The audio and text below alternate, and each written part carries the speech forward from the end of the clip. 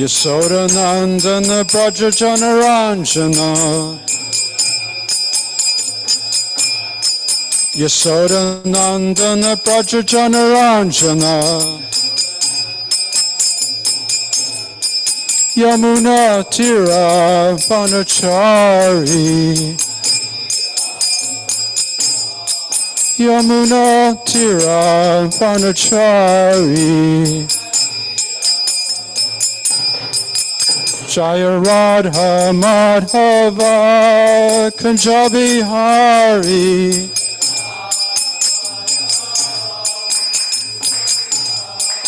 Jaya Radha Madhava Kunjabi Hari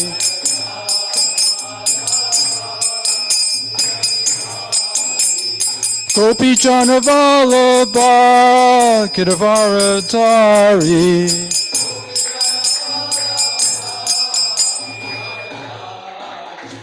Gopi Jana Vallabha Gidavaradari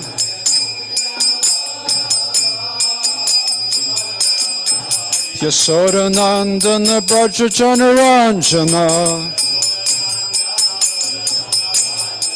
Yasodanandana Brajajanaranjana Yamuna Tira Vanachari Yamuna Tira Vanachari Jaya Radha Madhava Kunjabi Hari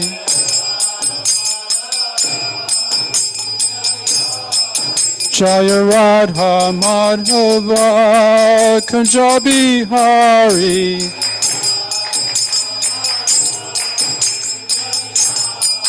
Jaya Radha Madhava Kunjabi Hari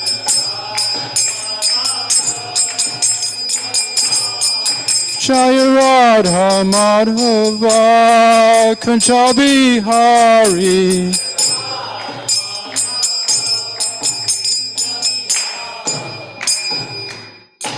Jayam Swa Vishnupad Paramahamsa Pavajakacharya Asatar Satasi Srimad Abhay Charnarvinda Bhakti Vedanta Swami Prabhupada Ki Jai Jayam Swa Vishnu Paramahamsa Pavajakacharya Asatar Satasi Srimad Srila Bhakti Siddhanta Goswami Maharaj Prabhupada Ki Jai Anantakoti Vaishnavina Ki Jai Namacharya Shri Haridas Thakur Ki Jai Prem Se Kaho Sri Krishna Chaitanya Prabhu Nityananda Sri Advaita Gadadhar Shivasadi Gaur Bhaktivinoda Ki Jai Shri Shri Radha Krishna Gopa Gopinath Shamakun Radha Kun Giri Govardhan Ki Jai Ravanda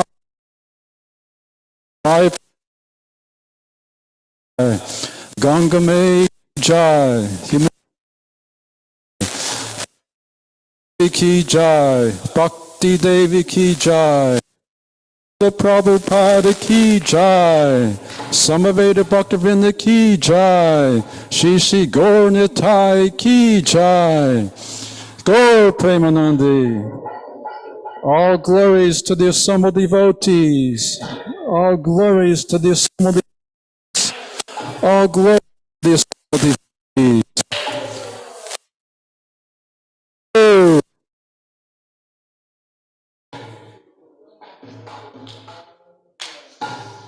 Om Namo Bhagavate Vasudevaya.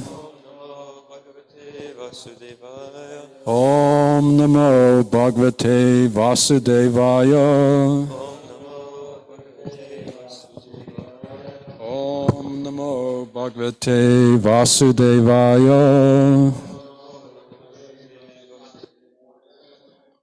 Srimad Bhagavatam, the beautiful story of the personality of Godhead. Canto 1, Chapter 19, the appearance of Shukadev Goswami. Text number 11. Anye Cha Devarshi Bimarshi Varyan Rajarshi Varyan Aruna Adayan Cha Nana Ashaya Pavaran Sametan Abhyarcha Raja Atma Vavande Anecha Devarsi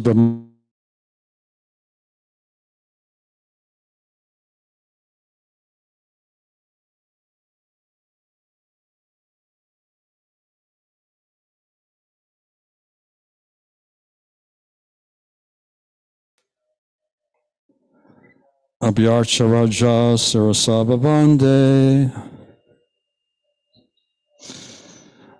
Anecha Devarsi Pramarshi Varya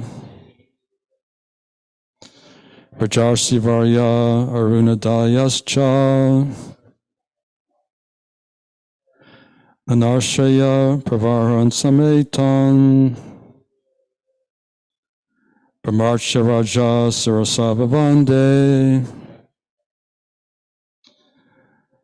Anecha Devarsi Pramarshi Varya Rajarsi Varya Aruna Dayascha Anarshaya Bhavaran Sametan Prabhachya Raja Sarasavavande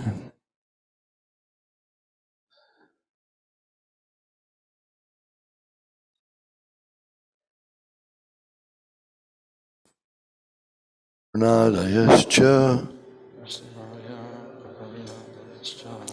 Nanarshaya Prabhavan Sametan Abhyarchiraja Shirasavavande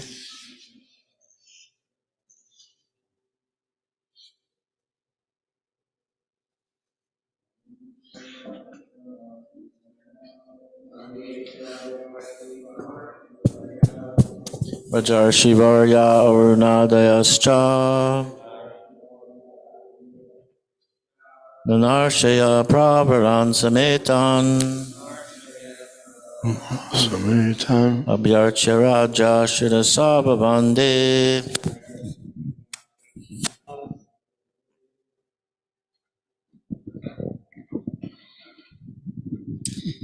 Anecha Devarshi Brahmarshi Varya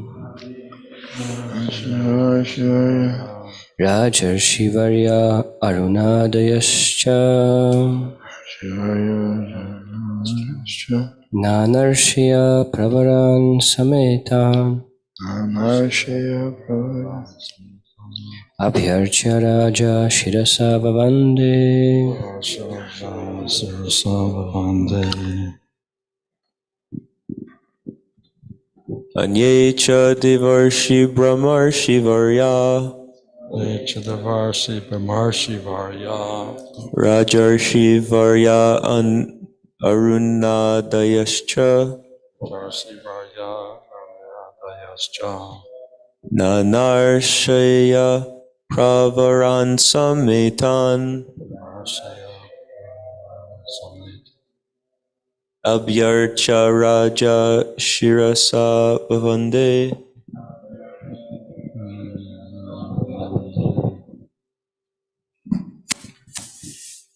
Anechadeva Shibramar Shivarya Rajar Shivarya Anrudayascha Nanarshaya Pravaran Samitan Abhicharya Rajashirasya Vanve Raja Sarasavavande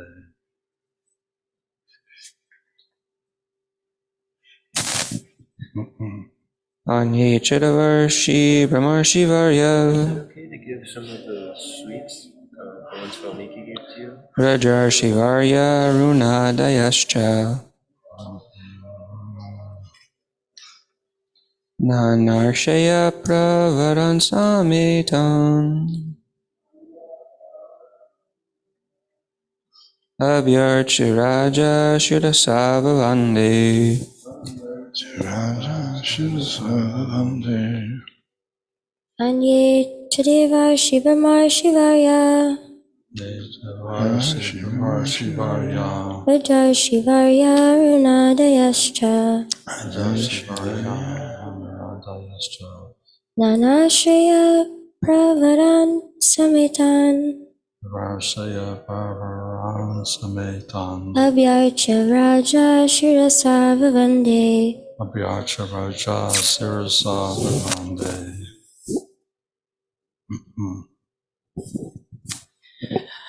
Anyecha Devarshi Brahmarshi Varya Neche Devarshi Brahmarshi Varya, Rajarshi Varya Arunadayascha Prajarsi Varya Aruna Dayascha, Nanarshaya Pravaran Sametan Varshaya Bhavaran Sametam, Avyarchya Raja Shirashavavande Varcha Raja Sirasangavande. Anyecha Devarshi Brahmarshi Varya Neche Devarshi Brahmarshi Varya, Rajarshi Varya Arunadayascha Prajarsi Varya Aruna Dayascha, Nanarshaya Pravaran Samritan Varshaya Bhavaran Sametam, Abhyarchya Raja Shirasavavande Varcha Raja Sirasa Vivande. Very good. Anye, many others. Cha, also. Devarshi, saintly demigods. Brahmarshi, saintly Brahmins. Varya, topmost. Rajarsi Varya, topmost saintly kings. Aruna Adaya, a special rank of Rajarshis. Ja and Nana, many others. Arshya Pravaran, chief amongst the dynasties of the sages. Sametan, assembled together. Abarchya, by worshiping. Raja, the emperor. Sirasa, bowed his head to the ground. Vande, welcomed. Translation by His Divine Grace, A.C. Bhaktivedanta Swami Prabhupada. There are also many other saintly demigods, kings, and special royal orders called Arunadayas, a special rank of Rajarshis from different dynasties of sages. When they all assembled together to meet the Emperor Parikshit, he received them properly and bowed his head to the ground.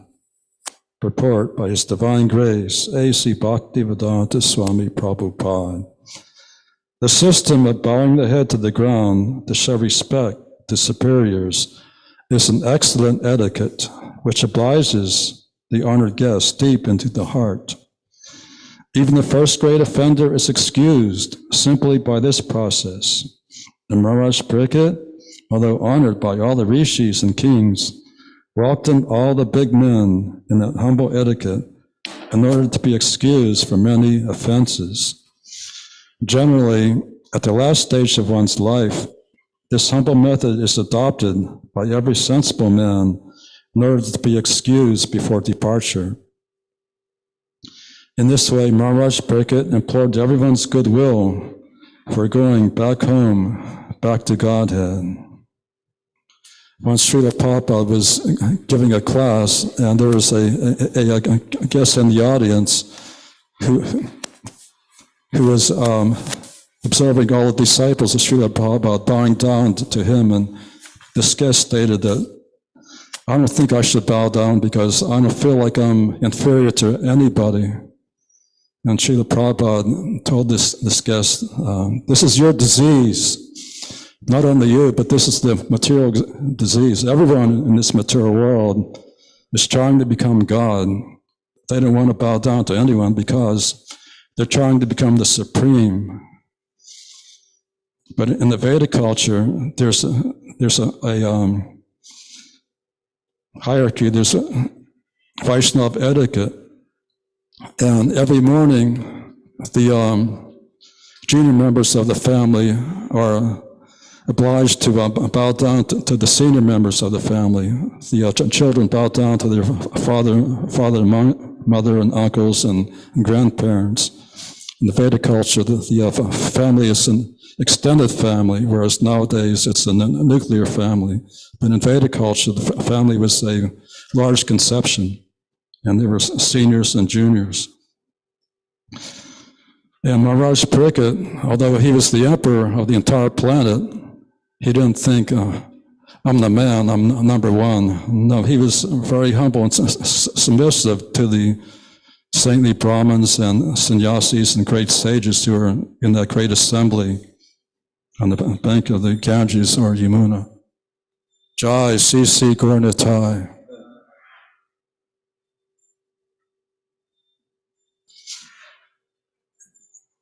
And we saw at the end of Prabhupada's material manifestation, he was also,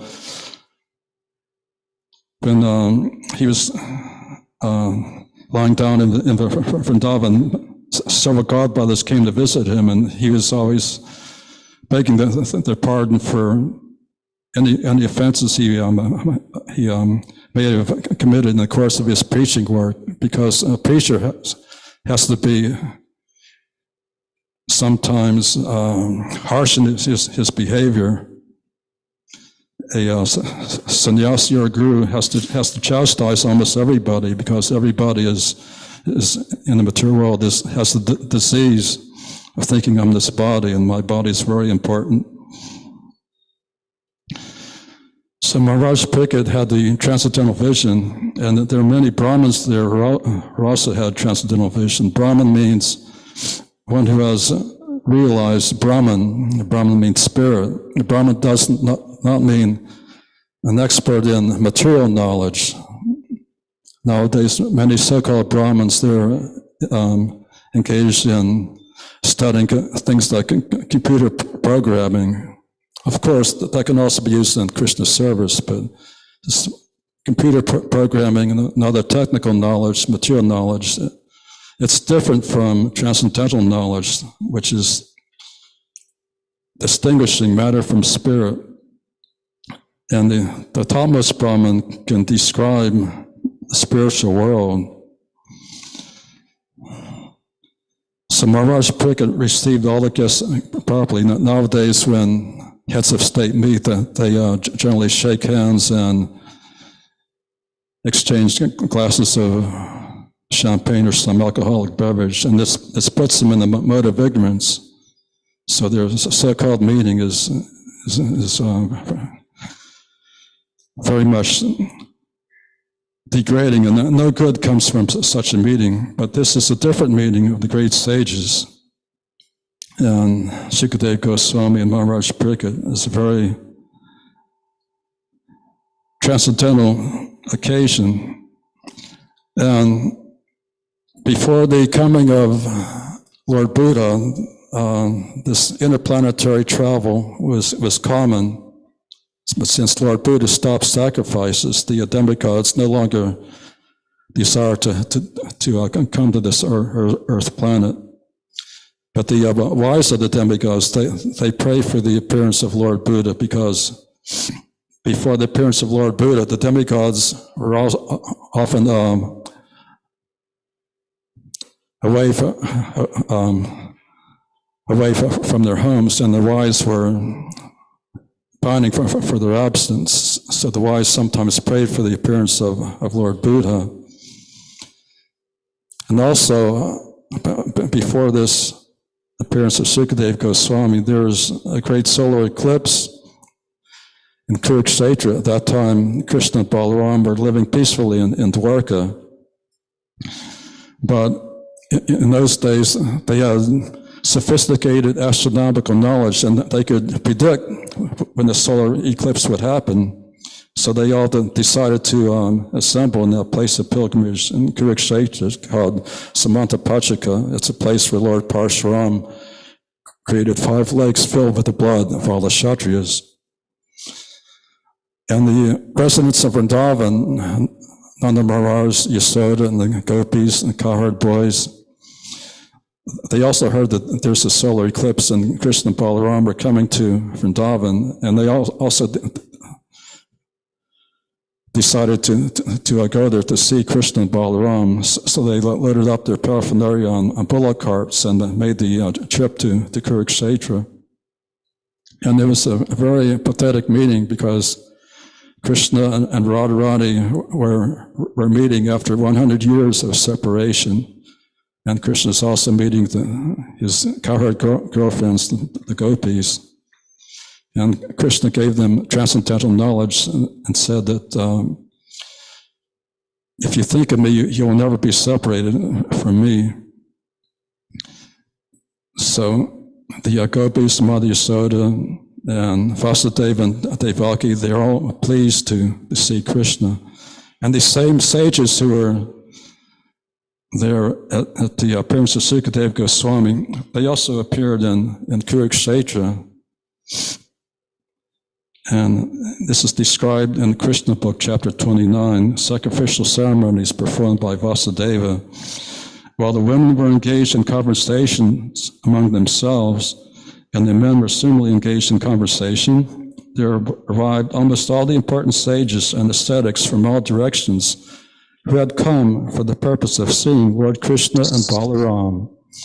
Chief among the sages were Krishna Daipana Vyas, the great sage Narada, Sravana, Devala, Asita, Vishvamitra, Satanana, Bhardvaj, Gautama, Lord Parshuram, along with his disciples, Vashishta, Galava, Brigu, Palastya, Kashapa, Atri, Markandeya, Brihaspati, Dvita, Trita, Ekata, the 4 Kumar sons of Brahma, Sanaka, Sanandana, Sanatana, and Sanat Kumar, Angira and Agastya, Jagnavalkya, and Vamadev. As soon as the sages and ascetics arrived, all the kings, including Maharaj Yudhishthira and the Pandavas and Lord Krishna and Balaram, immediately got up from their seats and offered their respects by bowing down to the universally respected sages. After this, the sages were properly welcomed by being offered seats and water for washing their feet. Palatable fruits, garlands of flowers, incense, and sandalwood pulp were presented, and all the kings led by Krishna and Balaram worshipped the sages according to the Vedic rules and regulations. When all the sages were comfortably seated, Lord Krishna, who descended from for the protection of religion, began to address them on behalf of all the kings. When Krishna began to speak, all became silent, being eager to hear and understand his welcoming words to the sages.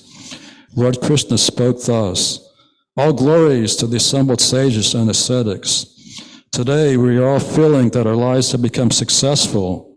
Today we have achieved the desired goal of life, because we are now seeing face to face all the exalted, liberated sages and ascetics whom even the great demigods in the heavens desire to see. Persons who are neophytes in devotional service and who simply offer their respectful obeisance to the deity in the temple, but cannot realize that the Lord is situated in everyone's heart, and those who simply worship different demigods for fulfillment of their own lusty desires are unable to understand the importance of these sages.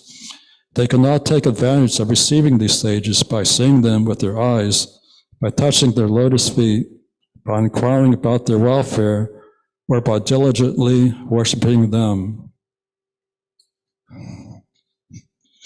So this process of bowing down to superiors is a Vedic process that's very helpful, to cultivate humility, even though sometimes we may not feel like bowing down. If we keep practicing bowing down every day, the day will come we'll actually feel transcendental pleasure by bowing down to our superiors. And it is said that every morning a disciple should bow down at the lotus feet of his guru. And if one sees a sannyasi, he should immediately offer obeisances. If one fails to offer obeisances after seeing a sannyasi, it's prescribed that he should fast that day as atonement. Are there any comments or questions? Yes. Freddie?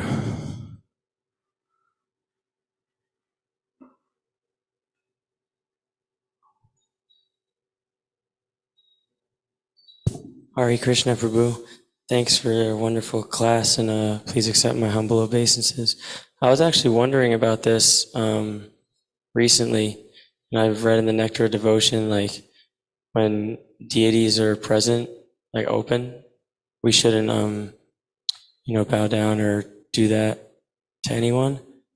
But I'm wondering about when Guru comes, or the bona fide representative of Krishna, because we're supposed to treat him like God. So when he comes down and we see him and say Gaura-Nitai is out or like open, is it offensive to bow down to the Guru during that time? Is it offensive to Gaura-Nitai or to the deities? Dr. Maharaj, could you It's the procedure. Gaura-Nitai.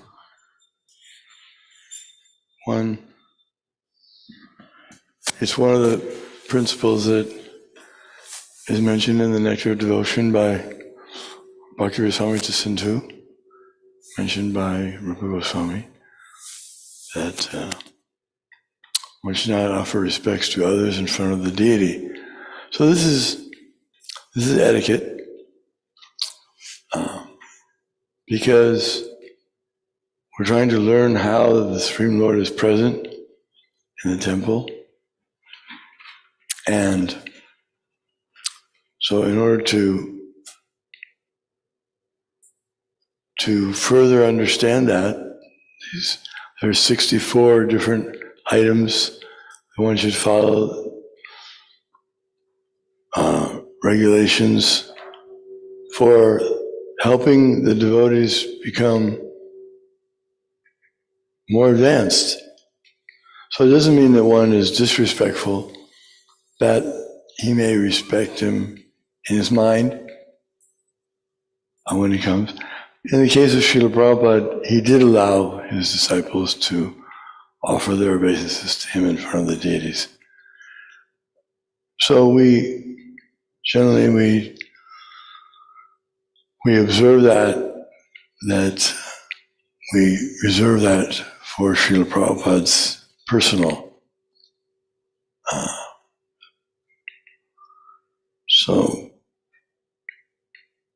there's also a statement that Prabhupada mentioned this, that if one is performing service to the deity, and if a saintly person comes, he may temporarily put aside the worship of the deity and receive the guest, and then go back to the service. So that's, again, another principle. There are many principles, but no one would take any offense that if he were not, if one was offering respect to the deity and someone came in, or they would not take offense if a devotee was continued with his service. One example is Brahmaharshan Sutta. He was seated on the high position of reciting the Srimad Bhagavatam in front of many sages. And Lord Balaram entered the the assembly. Everyone, it said, everyone except the speaker either stood up or bowed down or somehow or other offered respects to Lord Balaram. But Ramarshan didn't do that, and he was chastised for that misbehavior. So, and there are some devotees who feel that if they offer the respects to their spiritual master, right, it's not necessarily offensive. So the main thing is that Lord Shiva didn't offer respects to Daksha, although Daksha was on the level of a superior in one sense. They were both sons of Brahma, but a Vaishnava sees other Vaishnavas who are godbrothers. He sees the other godbrother as superior. So in that sense, and Daksha's daughter was married to Lord Shiva, so in that sense Daksha was a superior. He was the father-in-law of Lord Shiva. Daksha was very much aware of this point. He was very conscious of the fact that he was in a superior position. And so he became angry when Lord Shiva didn't offer his obeisances. But Lord Shiva was completely absorbed in meditating on Lord Krishna. Therefore, he was not at fault. He should not have been, Daksha should not have become upset with him, because if he had known what Lord Shiva was thinking about, he would have known that he's already absorbed in Krishna. There's no need for him to offer respects to me. Anyway, when we offer respects to anyone, we're offering respects to the super soul within their heart. So one can think like that too. But the etiquette is to show respect, and then the person that's offered respect, he becomes indebted. He feels very much indebted. And that's a good position, because then he will try to help that person who offers obeisances. Even if he's an offender, he'll be forgiven. And the example is Jagai Maharaj. They offered obeisances. And even though they were such offenders, Lord Chaitanya and Lord Nityananda forgave them. So. Thank you very much, Dr. Maharaj. Hare Krishna, thank you very much. I just have one more question. If a Prabhu asks us not to offer obeisances, like say I see someone outside and I offer obeisances, is that, and then they ask me after not to do that in that situation, or if for whatever reason they ask me not to offer obeisances, I should honor that, correct? Dr. Maharaj. What was it exactly? Someone asked us not to. If someone asks someone not to offer them obeisances, I should honor. Well, they're giving reasons. If they're giving good shastric evidence for a particular thing, then we should, yes, because it's shastric. Shastras are not trying to disrespect anyone. The idea is not to disrespect others. The idea is to help us respect Krishna, Supreme Personality of Godhead, to realize But then again, there may be exceptions. Lord Shiva says, Aradhananam sarvesham Vishnu aradhanam param tasmat parataram devi tadhyanam samarchanam. Highest form of worship is worship of Vishnu. But higher still is worship of those who are related to Vishnu. But it doesn't mean that if I pay them respects in my mind, or I offer my full respects in a place somewhere outside of the direct temple, I'm offering them less respect. We offer all respects, or Vaishnava is supposed to offer all respects to all the Vaishnavas, all the Supreme Personality of Godhead and His different features. So how can we offer all respects to everyone? It seems like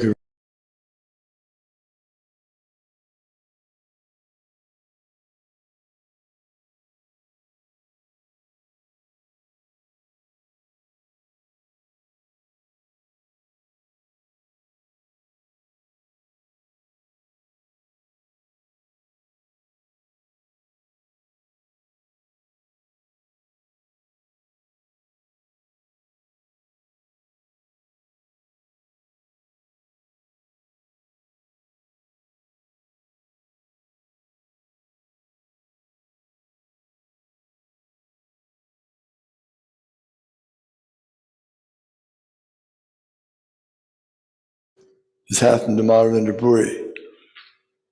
He was told by the deity that you needn't come all the way back to Vrindavan, just offer the sandalwood pulp and camphor to the deities where you are. So there's no difference between the deities here and the Supreme Personality of Godhead. So we're trying to learn that. And so these rules and regulations have been given by the Lord or His very exalted devotees for our benefit. So you or the other devotees are trying to learn, and therefore that in itself is a wonderful thing. We're trying to understand when we should and when we shouldn't. It doesn't mean that we're not offering respects to the devotees if we don't offer obeisance to them in front of the deity, because that's a principle. Joy, very good. Anything else? Yes, from Iki Prabhu. Hare Krishna. So here in purport, there is a sentence, even the first grade offender is excused simply by this process. This obeying. And Maharaj Parikshit, although honored by all the rishis and kings, welcomed all the big men in that humble etiquette in order to be excused from any offenses. And the last one, generally at the last stage of one's life, this humble method is adopted by every sensible man in order to be excused before departure. So I was just thinking about Prabhupada. So before he departed, he was, very sorry, and he said to many people that they are rascals and like that. So he was very sorry. So as a acharya, so he gave also example that we have to be, very humble before departing this world, to be excused from all offenses. But I was thinking deeper that, he gave example according this, Shastric verse and his purport.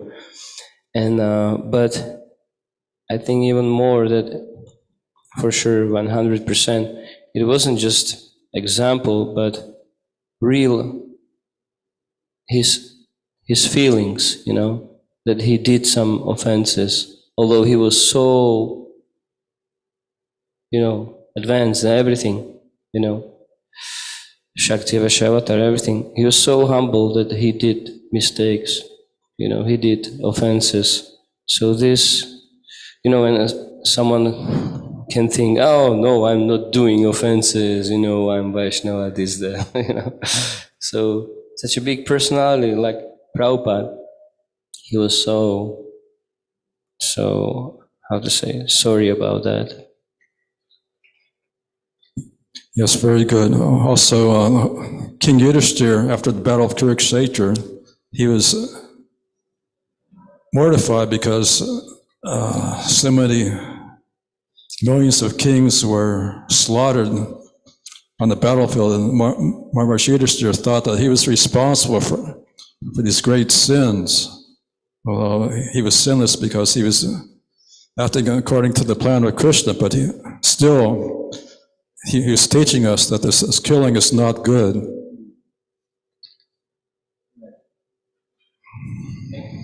And also Lord Parshuram, he's Vishnu Tattva, he's the Supreme Personality of Godhead, but after killing all the Kshatriyas of the world 21 times, he also felt guilty and he also felt that he was subject to sinful reactions, so he performed sacrifices in Kurukshetra to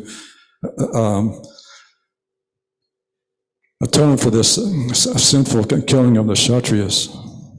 Although it's not sinful, but still he felt himself liable to sinful reactions.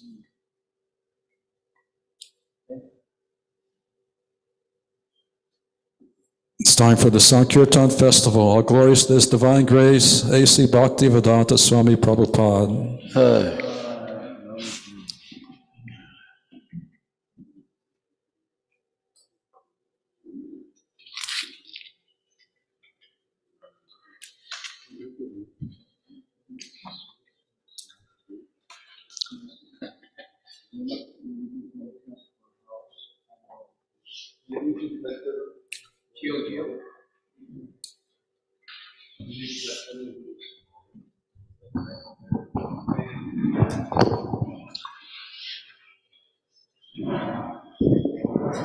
So for the second to last week of the December Prabhupada Marathon, December 26th, we had 7 book distributors, and we will announce the book scores for the pleasure of Sri Sri Gauranitai, Srila Prabhupada, the Sampradaya Acharyas, Tulsi Maharani, and all the Vaishnava devotees of the Lord. And 7th position with 2. And everyone, please come here by Srila Prabhupada to accept some prasadam from Maharaj. It's on the way. we're at the ready. So in 7th position, with 2 small books for 0.5 book points, Magadari Prabhu. Haribo. In 6th position, with 1 medium book and 1 big book, for a total of 1.5 book points, Jivadaya Prabhu. Haribo. In 5th position, with 3 small books, 2 big books, 3 Maha big books, for a total of 8.75 book points, Bhakta Fred Prabhu. Haribo. In 4th position, with 5 small books, 3 big books, and 4 Maha big books, for a total of 12.25 book points, Bhakta Jio Prabhu. Hello. In 3rd position, with 15 small books, 7 big books, and 23 Maha big books, for a total of 56.75 book points, Bhakta Damodar Prabhu. Hello. In 2nd position, with 25 small books, 22 big books, and 35 Maha big books, for a total of 98.25 book points, Rishi Kumar Das. Haribo. In 1st position, with 10 Arabic small books, 20 small books, 1 medium book, 25 big books, and 38 Maha big books, for a total of 136.5 book points. Bhakti Avatar Prabhu. Haribo! Haribo! And the total for this week is 10 Arabic small books, 70 small books, 2 medium books, 60 big books, 103 Maha big books, for a total of 314.5 book points. Haribo! Sankirtan Jai. So can we hear a Sankirtan highlight of the week from Bhakti Avatar Prabhu?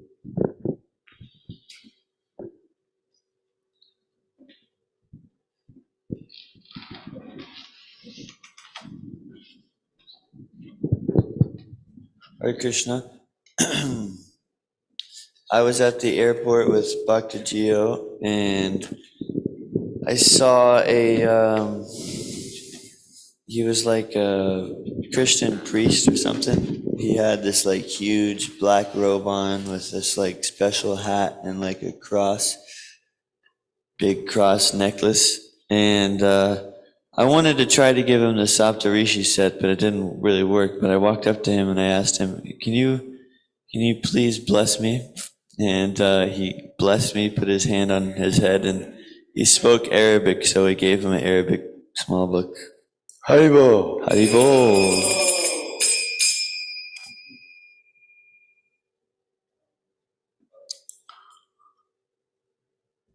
Blessing you so you can give out more Arabic transcendental literatures. My highlight from the week was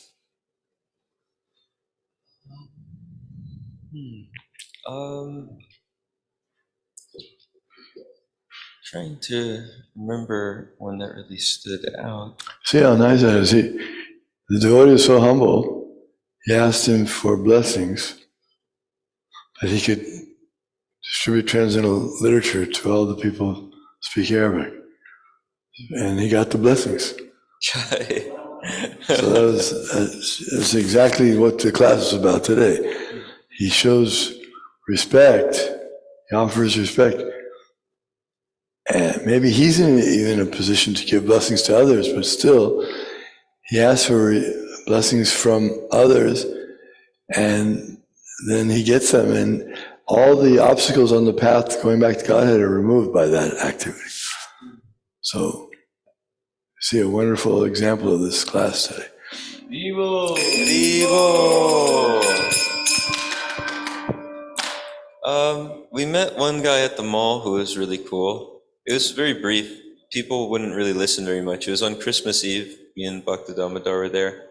And the mall was just closing down, or actually it might have been the night before. And it became a lot more productive when we would just keep it really short talking to people. So I just stopped him really quickly and I was like, wow, are you famous or do you make music or something? And he said no, and I started showing him the books. I showed him 3 of the books and he took them very quickly and he was really happy about them. We have a cool picture of him. He was the guy with long orange hair. I can show Could you turn it up, the volume? Yeah. He's this boy with long orange hair. I can show the picture of him. So he was very nice and he took 3 of Srila Prabhupada's books. Transcendental Book Distribution Ki Jai.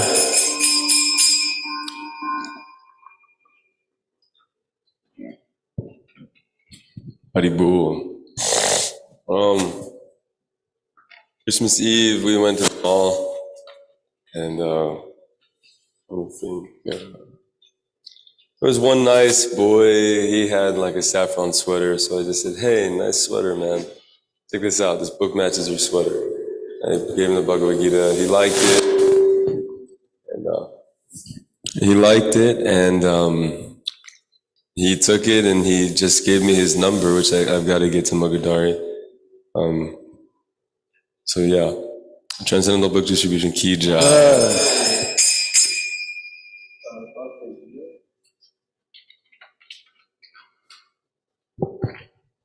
Haribo. I was with Bhakti Avatar at the airport this week on Christmas Eve, and I just went up to a guy with a pretty cool sweater on, and I told him I liked his sweater, and I gave him a book, I think it was a Bhagavad Gita, and I started explaining it to him.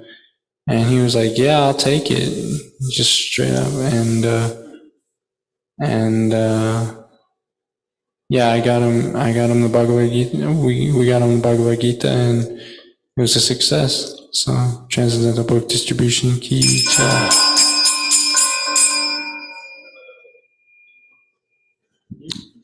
This was a real austerity this week to do this distribution.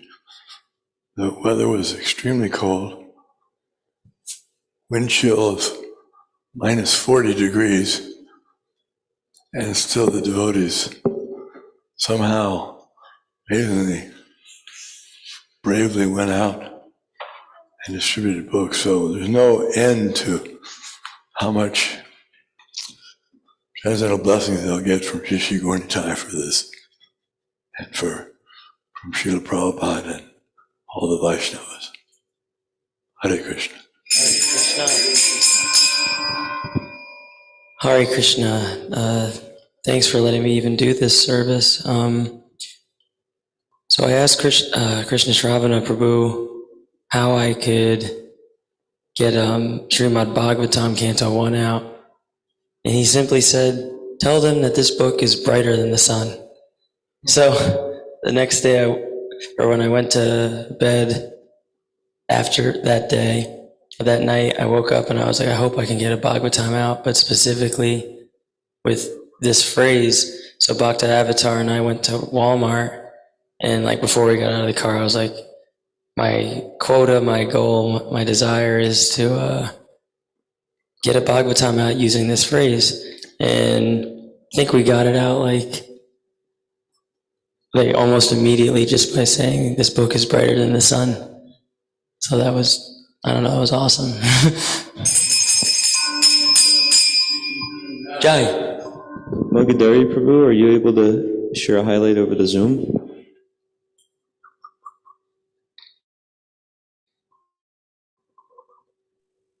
Hare Krishna.